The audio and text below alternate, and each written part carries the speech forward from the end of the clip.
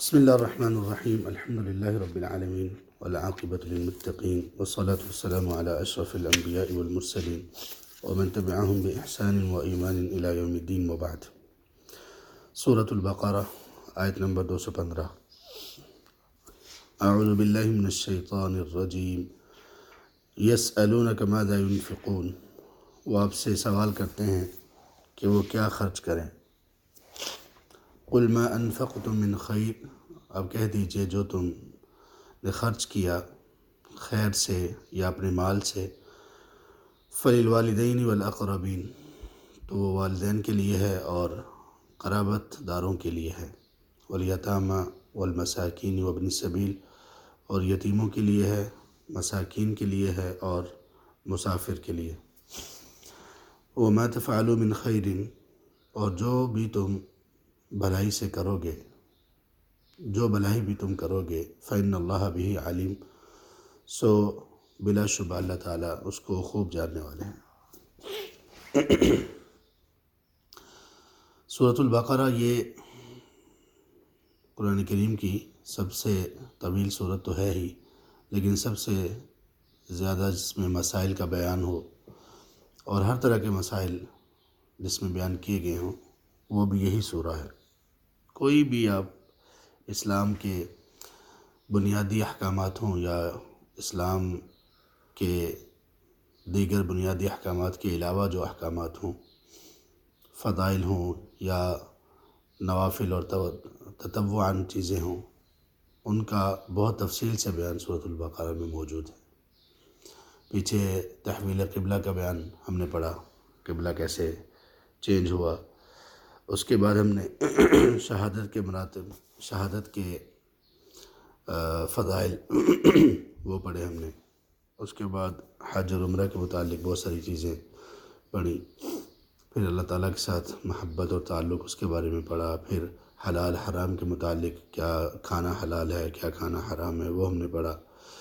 کمانے کے متعلق کس طرح سے کمایا جائے، کیسی کمائی ہونی چاہیے، نیکی کا مفہوم کیا ہے، نیکی میں کون کون سی چیزیں آتی ہیں، صرف کلمہ پڑھ لینا، نماز پڑھ لینا یہ صرف کافی نہیں ہے۔ اسی طرح سے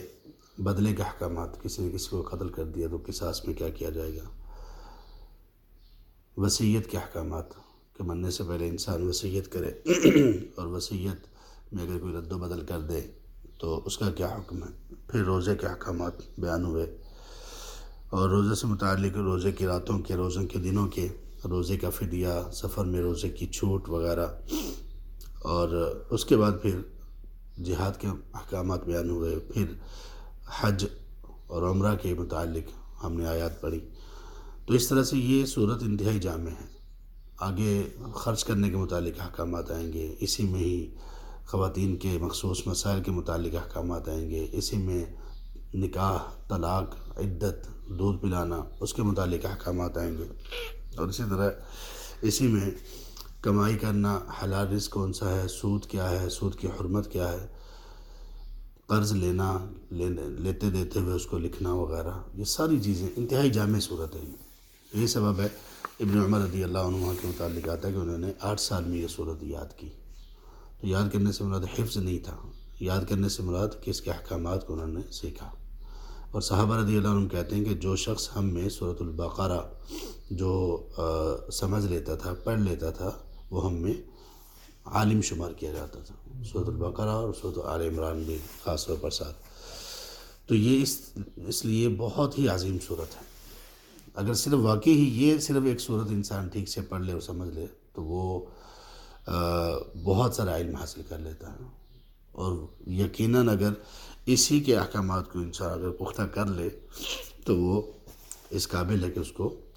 اہل علم میں شمار کیا جائے، اگر سورۃ البقرہ کے احکامات کو وہ واقعی پختہ کر لے۔ اب یہاں پیچھے جو ہم پڑھ رہے ہیں،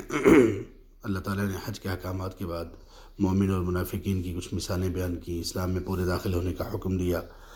اور بنی اسرائیل کے متعلق کچھ باتیں بیان کی گئیں، اور لوگوں کا ایک امت ہونا، پھر اختلاف کرنا، اس کے اسباب، پھر یہ کہ دین کی راہ میں مشقتیں، تکالیف آئیں گی۔ اب اس میں یہ جو آیت ابھی ہم نے پڑھی، اس میں اللہ تعالیٰ اس چیز کے متعلق رہنمائی کر رہے ہیں کہ تم لوگ پیسہ کہاں خرچ کر سکتے ہو، کہاں تمہیں خرچ کرنا چاہیے۔ چند آیات کے بعد ایک اور آیت ہم پڑھیں گے انشاءاللہ، وہ بھی بالکل اسی انداز سے ہے جیسے ہے نا یسألونک ماذا ينفقون، وہ آپ سے پوچھتے ہیں کہ وہ کیا خرچ کریں۔ بالکل 219 نمبر آیت میں دوبارہ یہی سوال ہے وَيَسْأَلُونَكَ مَاذَا يُنْفِقُونَ، درمیان میں 219 نمبر آیت شروع ہوتے ہیں يَسْأَلُونَكَ عَنِ الْخَمْرِ وَالْمَيْسِرِ، اسی کے درمیان میں آگے وَيَسْأَلُونَكَ مَاذَا يُنْفِقُونَ قُلِ الْعَفْوَ۔ تو یہ خرچ کرنے کے متعلق اس آیت میں یہ پوچھا گیا کہ کن لوگوں پر خرچ کیا جائے، اور 219 نمبر آیت میں یہ پوچھا گیا کہ کتنا خرچ کیا جائے۔ تو اس کے متعلق یہ آیت نازل ہے۔ کچھ لوگوں نے اس کو خاص صحابہ رضی اللہ عنہ کے ساتھ جوڑا ہے کہ ان کے متعلق نازل ہے، کچھ نے اس کو عموم پر رکھا ہے، اور یہی درست ہے کہ اصل میں ہوتا یہ تھا کہ کوئی بات صحابہ رضی اللہ عنہ پوچھتے، کچھ آیات کا یعنی شان نزول یہ ہوتا تھا کہ صحابہ رضی اللہ عنہ کوئی بات پوچھتے، آپ صلی اللہ علیہ وسلم اس بات کا علم ہوتا، پہلے سے اگر وحی موجود ہوتی تو آپ بتا دیتے، ورنہ پھر اللہ تعالیٰ آسمانوں سے وحی نازل کر دیتے۔ تو اب یہ لوگ خرچ کرتے تھے پہلے بھی، اب انہوں نے یہ پوچھا کہ اللہ تعالیٰ ہم سے کیا چاہتے ہیں کہ وہ کہاں خرچ کریں۔ ایسے یہ لوگ پہلے بھی سخاوت میں تو بہت آگے تھے، عرب لوگ سخاوت میں بہت آگے تھے، لیکن اس کے ساتھ ساتھ یہ مالی طور پر ظلم بھی لوگوں پر بہت کیا کرتے تھے، لوگوں کا مال ہڑپ کر جانا، چوری، ڈاکہ زنی وغیرہ یہ بھی عام تھی۔ دو اچھے تھے وہ تو بہت اچھے تھے، لیکن کچھ لوگ ایسے بھی تھے وہ ایک ہی وقت میں خرچ بھی کرتے تھے، لوٹتے بھی تھے۔ شراب اور جوا بڑا عام تھا، اور اس کے عام ہونے کا ایک سبب یہ بھی تھا کہ وہ شراب پینے والا شخص شراب کے نشے میں دھت ہو کر خرچ بڑا کرتا تھا، اس لیے ان لوگوں نے شراب کا نام کرم رکھ دیا تھا۔ کرم کا معنی ہوتا ہے سخاوت، تو شراب کو سخاوت کہتے تھے وہ۔ کیوں کہتے تھے؟ اس لیے کہ شراب پی کر وہ بہت بڑا مال، بڑی مقدار میں مال لوگوں پر خرچ کر دیا کرتے تھے۔ جوے کے بارے میں وہ بھی اس لیے کہ جو شخص جوا جیتتا تھا اس میں سے وہ فقراء و مساکین کو ضرور دیتا تھا۔ تو اس لیے آیت نمبر 219 میں اصل سوال وہ کیا گیا کہ لوگ آپ سے جوے اور شراب کے متعلق سوال کرتے ہیں کہ اللہ کے رسول اس میں کیا کیا جائے۔ تو اسی لیے اللہ نے اس میں یہ کہا کہ اس میں لوگوں کے لیے فائدے ہیں لیکن گناہ زیادہ ہے، فائدوں کا انکار نہیں کیا۔ اور یہ پہلی آیت تھی قرآن کریم میں جس میں شراب کے متعلق حکم بیان کیا گیا۔ شراب 3 مراحل میں حرام ہوئی۔ پہلا مرحلہ یہ تھا کہ اسلام میں یہ بتایا گیا کہ شراب میں فائدے ہیں لیکن اس کا گناہ زیادہ ہے، وَإِثْمُهُمَا أَكْبَرُ مِن نَفْعِهِمَا، نفع سے زیادہ ہے۔ خیر، تو اس میں پوچھا گیا کہ کن پر خرچ کیا جائے، تو آپ صلی اللہ علیہ وسلم کو اللہ نے کہا کہ آپ لوگوں کو بتائیے کہ جو کچھ بھی تم خیر سے خرچ کرو گے، خیر سے مراد مال بھی ہوتا ہے، مال بھی ہے، اور خیر سے مراد ہر نیکی کو خیر کہا جاتا ہے۔ کچھ ایسے الفاظ ہیں جو کہ بہت ان کا استعمال بڑا کامن ہے، خیر، معروف، صدقہ، یہ تمام چیزیں، ہر چیز کے اوپر یہ ہر نیکی کو خیر کہا جاتا ہے، ہر نیکی کو صدقہ کہا جاتا ہے، ہر نیکی کو معروف کہا جاتا ہے، البر بھی اس میں شامل ہے۔ تو یہ کچھ الفاظ بڑے عام ہیں۔ تو خیر، یہاں خیر سے مراد مال بھی ہو سکتا ہے کہ جو کچھ بھی تم مال سے خرچ کرو گے تو وہ کس کے لیے خرچ کرو گے؟ سب سے زیادہ حقدار کون ہے؟ فَلِلْوَالِدَيْنِ، والدین کے لیے سب سے زیادہ حقدار ہمارے مال کے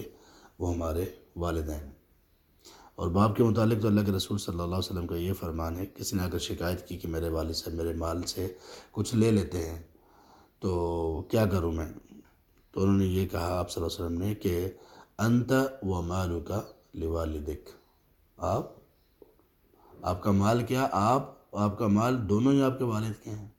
اس لیے اہل علم یہ کہتے ہیں کہ والد کو اپنے اولاد کے مال سے اگر وہ اس طرح سے بھی لے لے تو کوئی حرج کی بات نہیں ہے۔ تو سب سے زیادہ حقدار والدین ہوتے ہیں، لیکن جب اسلام کی تربیت نہ ہو، اس میں بھی والدین کا بھی قصور ہوتا ہے کہ بچوں کو وہ دنیا کی راہ ہی دکھاتے ہیں، دنیا کی راہ پر ہی چلاتے ہیں، اسی پر ہی کرتے رہتے ہیں۔ پھر جب بچوں کو جب یہ راہ دکھا کر ان کے ذہن میں پختہ کر کے جب وہ بڑے ہو جاتے ہیں تو وہ پھر سب سے زیادہ نظر انداز جن کو کرتے ہیں وہ بھی والدین ہی ہوتے ہیں۔ وہ والد جو ماشاءاللہ کئی بچوں کو سنبھالتا ہے، پالتا ہے، اللہ کی رحمت سے خرچ کرتا ہے، اب وہ اتنے بچے مل کر ایک باپ کو، ایک ماں کو ٹھیک سے پال نہیں سکتے، بعد میں ٹھیک سے ان کو خرچہ نہیں دے سکتے۔ تو والدین کبھی کسی کی طرف دیکھ رہے ہوتے ہیں، کبھی کسی کی طرف دیکھ رہے ہوتے ہیں، اور اکثر والدین اس موقع پر اپنی ضروریات کا ذکر نہیں کرتے۔ تو یہ بڑی قابل ترس حالت ہے، لیکن افسوس اس بات پر ہوتا ہے کہ اس حالت میں والدین کا اپنا قصور زیادہ ہوتا ہے، کیونکہ انہوں نے تربیت نہیں کی، انہوں نے بتایا نہیں بچوں کو کہ والدین کا مقام کیا ہوتا ہے، والدین پر خرچ کرنے کا مقام کیا ہے۔ تو اللہ تعالیٰ نے اس میں یہ کہا کہ دیکھو تم جو خرچ کرنا چاہتے ہو اس میں سب سے پہلے نمبر پر والدین ہیں، اس کے بعد والاقربین، قرابت والے ہیں۔ قرابت والوں سے مراد ماں کی طرف کے رشتہ دار، والد کی طرف سے رشتہ دار، اور اس کے بعد پھر آگے جو قریب سے قریب تر ہے وہ سارے اس پہ شامل ہیں۔ ان پر خرچ کرو، اس لیے کہ ان پر خرچ کرنے کا، والدین پر خرچ کرنے کا تو خیر اجر جتنا زیادہ ہے وہ تو بیان سے باہر ہے، لیکن اقربین پر خرچ کرنے کے دو فائدے ہیں، ایک صلہ رحمی بھی ہو جائے گی اور صدقہ بھی ہوگا۔ والیتامى، اور یتیموں پر خرچ کرنا۔ سبحان اللہ، یتیموں پر خرچ کرنے کا تو اہتمام ہمارے ہاں ہوتا ہی نہیں ہے، کیا ہی نہیں جاتا، تو لوگوں کو پتہ نہیں ہوتا کہاں پہ یتیم ہے، کوئی ہے یا نہیں، اگر ہیں تو کیسے خرچ کرنا ہے، کیونکہ اہتمام نہیں ہے نا۔ جبکہ اسلام میں یتیموں پر خرچ کرنے کی جتنی فضیلت بیان کی گئی ہے، آدمی ان کو پڑھ لے تو بڑا عجیب محسوس کرے۔ اب یہ کتنی بڑی فضیلت ہے، آپ نے فرمایا انا وکافل الیتیم فی الجنۃ ہکذا، میں اور یتیم کی کفالت کرنے والا شخص جنت میں اس طرح ہوں گے، برابر۔